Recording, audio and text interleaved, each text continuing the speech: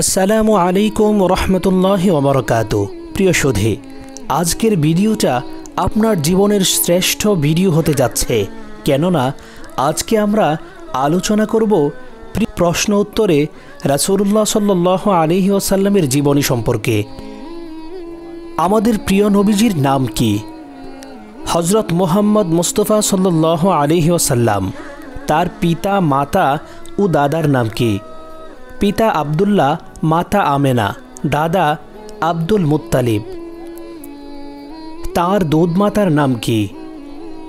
প্রথম দুধমাতা সুয়াইবিয়া, আবুল আহাবের কৃতদাসী, তারপর হালিমা সাদিয়া রাদিয়াল্লাহু তাআলা আনহা। আমাদের প্রিয় নবীজির নাম কয়টি ও কি কি? 5টি। মুহাম্মদ, আহমদ, মাহি, হাশের, আকেব সাল্লাল্লাহু আলাইহি ওয়াসাল্লাম। তিনি কখন জন্ম লাভ করেন? 9 রবিউল আউয়াল, মতান্তরে 12ই রবিউল আউয়াল, সোমবার দিন, 770 মতান্তরে 771 খ্রিস্টাব্দ, হস্তি বছর। জন্ম লাভের পর কে তাকে লালন পালনের দায়িত্ব গ্রহণ করেন? দাদা আব্দুল মুত্তালিব। কে রাসূলুল্লাহ সাল্লাল্লাহু আলাইহি ওয়াসাল্লামের নাম মুহাম্মদ রাখেন? দাদা আব্দুল মুত্তালিব। নবীজির কত বছর বয়সে তার পিতামাতা ইন্তেকাল করেন?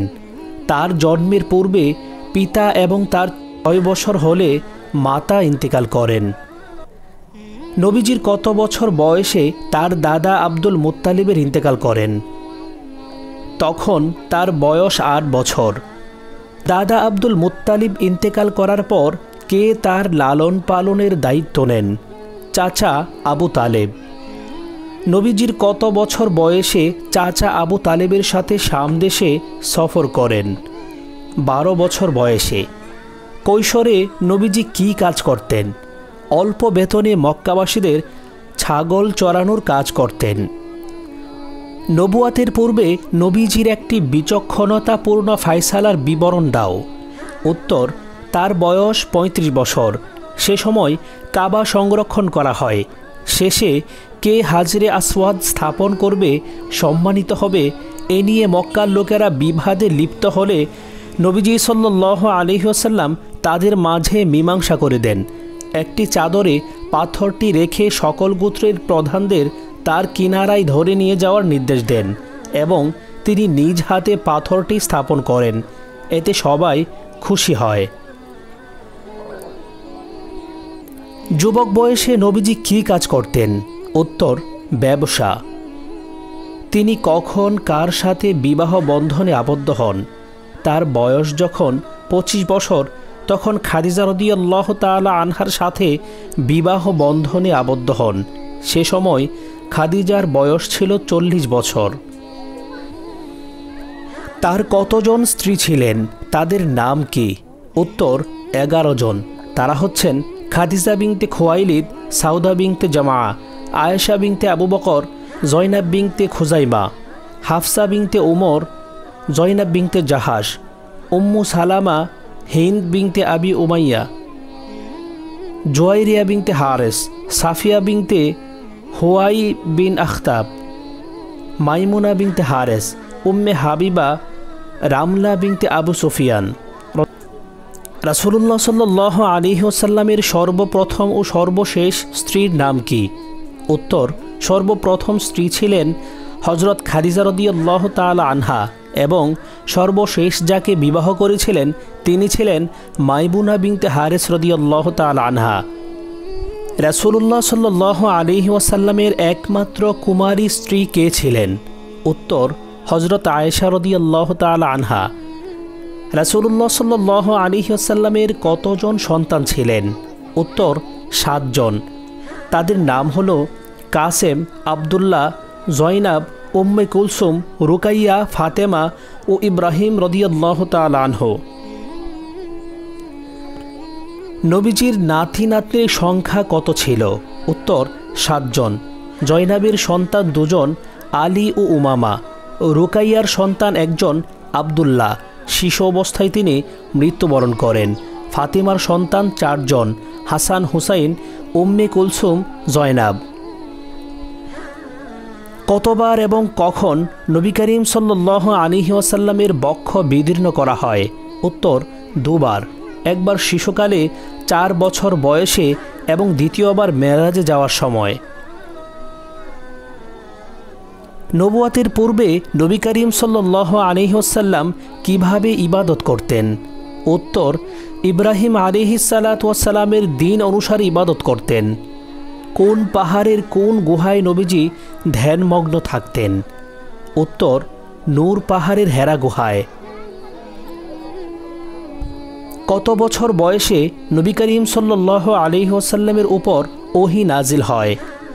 উত্তর, 40 বছর 6 মাস 12 দিন।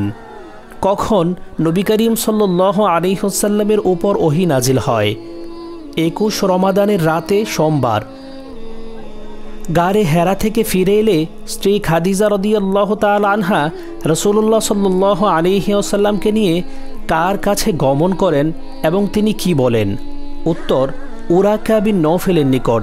তিনি বলেন, ইনি এ উম্মতের নবী।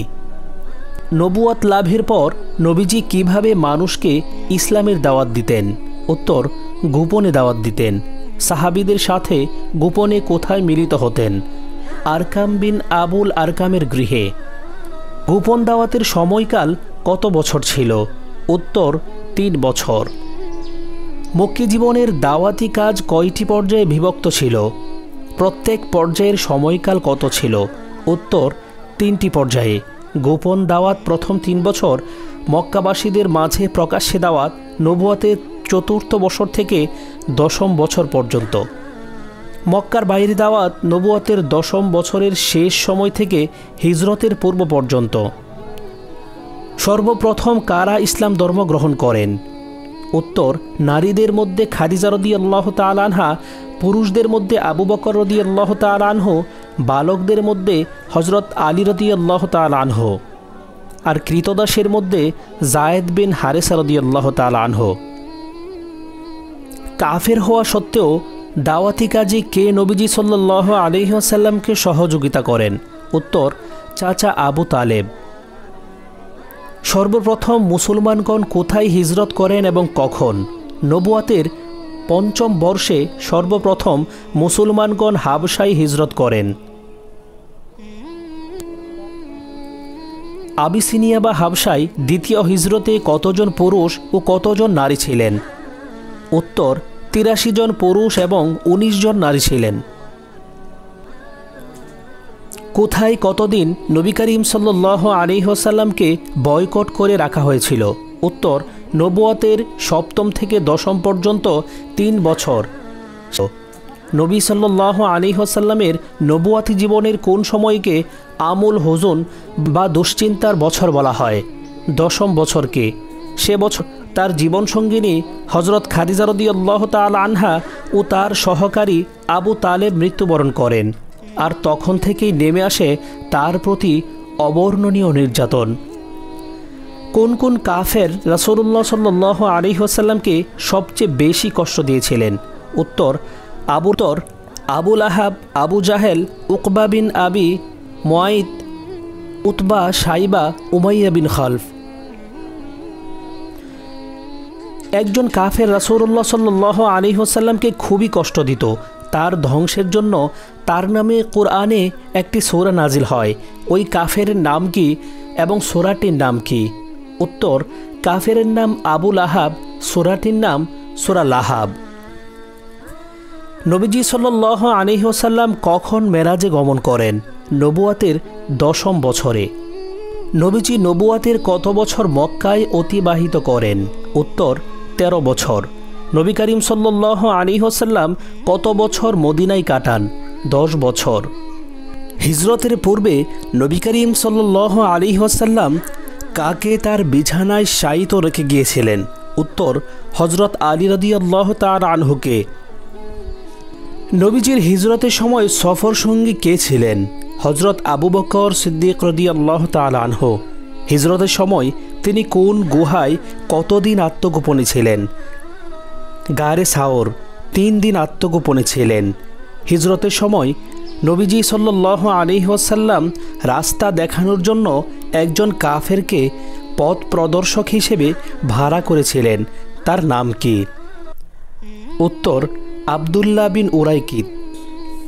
নবীজি সাল্লাল্লাহু আলাইহি ওয়াসাল্লামকে ধরিয়ে দেওয়ার জন্য কাফেরগণ কি পুরস্কারের ঘোষণা দিয়েছিলেন? উত্তর, 100 উট। নবীজির উটনির নাম কি ছিল? কাসওয়া। নবীজি সাল্লাল্লাহু আলাইহি ওয়াসাল্লাম কখন মদিনায় পৌঁছেন? নবী করিম সাল্লাল্লাহু আলাইহি ওয়াসাল্লাম ও হযরত আবু বকর সিদ্দিক রাদিয়াল্লাহু তাআলা আনহু সোমবার দিন 8 রবিউল আউয়াল প্রথম মদিনার কুবায় পৌঁছেন। নবীজি সাল্লাল্লাহু আলাইহি ওয়াসাল্লাম কখন মদিনায় প্রবেশ করেন? উত্তর, 12 রবিউল আউয়াল শুক্রবার দিন। নবীজি মদিনায় গিয়ে কার বাড়িতে অবস্থান করেন? উত্তর, আবু আইয়ুব আনসারীর বাড়িতে। নবীজি সর্বপ্রথম কোন মসজিদটি নির্মাণ করেন? মসজিদে কুবা। মদিনায় গিয়ে নবীজি সাল্লাল্লাহু আলাইহি ওয়াসাল্লাম স্থানীয় ইহুদিদের সাথে একটি চুক্তি সম্পাদন করেন। ইসলামের ইতিহাসে এটাকে কী নামে আখ্যায়িত করা হয়? উত্তর, মদিনার সনদ নামে আখ্যায়িত করা হয়। নবীজি কতবার উমরা করেন? 4 বার। নবীজি কতবার হজ করেন? 1 বার, বিদায় হজ 10ম হিজরি। বিদায় হজে কতজন লোক নবী সাল্লাল্লাহু আলাইহি ওয়াসাল্লামের সাথে হজ করেছেন? উত্তর, 1 লক্ষ লোক। অন্য বর্ণনায় 1,44,000। নবীজি কতটি রমজান মাসে রোজা রেখেছেন? উত্তর, 9টি রমজান মাসে। রাসূলুল্লাহ সাল্লাল্লাহু আলাইহি ওয়াসাল্লাম কখন মৃত্যুবরণ করেন? 12 রবিউল আউয়াল সোমবার 11 হিজরি। মৃত্যুর সময় নবীজির বয়স কত ছিল? উত্তর, 63 বছর। নবী করিম সাল্লাল্লাহু আলাইহি ওয়াসাল্লামকে কোথায় দাফন করা হয়? উত্তর, তার নিজ গৃহে তথা হযরত আয়েশা রাদিয়াল্লাহু তাআলা আনহার গৃহে।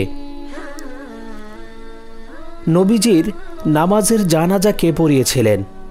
উত্তর, নির্দিষ্টভাবে কোনো ইমাম ছিলেন না। এককভাবে লোকেরা হযরত আয়েশা রাদিয়াল্লাহু তাআলা আনহার গৃহে প্রবেশ করেন এবং জানাজা নামাজ পড়েন। প্রিয় সুধী, প্রশ্ন উত্তরে নবী করিম সাল্লাল্লাহু আলাইহি ওয়াসাল্লামের জীবনী যদি আপনাদের একটুও ভালো লেগে থাকে তাহলে অবশ্যই চ্যানেলটি সাবস্ক্রাইব করে লাইক, শেয়ার এবং কমেন্ট করুন। আসসালামু আলাইকুম ওয়া রাহমাতুল্লাহি ওয়া বারাকাতুহু।